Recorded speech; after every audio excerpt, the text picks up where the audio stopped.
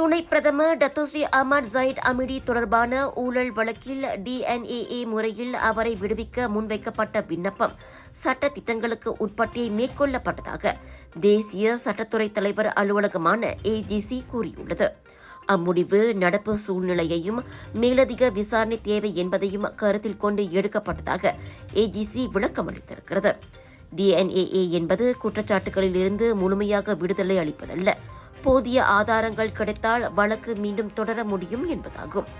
இந்நிலையில் இந்த டிஎன்ஏஏ முடிவை எதிர்த்து நீதிமன்றத்தில் சீராய்வு மனு தாக்கல் செய்யப்பட்டுள்ளதாக இணைய செய்தி ஊடகம் ஒன்று வெளியிட்ட செய்தி தொடர்பில் ஏஜிசி அவ்வாறு கருத்துரைத்தது.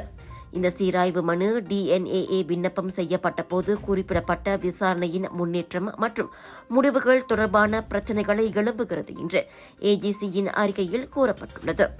2023 செப்டம்பரில் யயாசன் அக்கல் முடிய அறக்கட்டளை நிதிகள் தொடர்பான நம்பிக்கை மோசடி, ஊழல் மற்றும் பண மோசடி தொடர்பான 47 குற்றச்சாட்டுகளிலிருந்து ஜாயிட்டை கோலாலம்பூர் உயர் நீதிமன்றம் டிஎன்ஏஏ முறையில் விடுவித்தது குறிப்பிடத்தக்கது.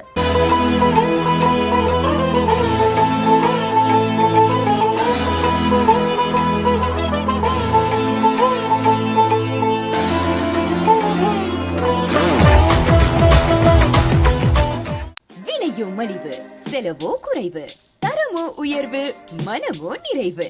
மக்களின் தேர்வு என்ரிகோஸ் முழு ஆடை சத்துள்ள பால்மாவு.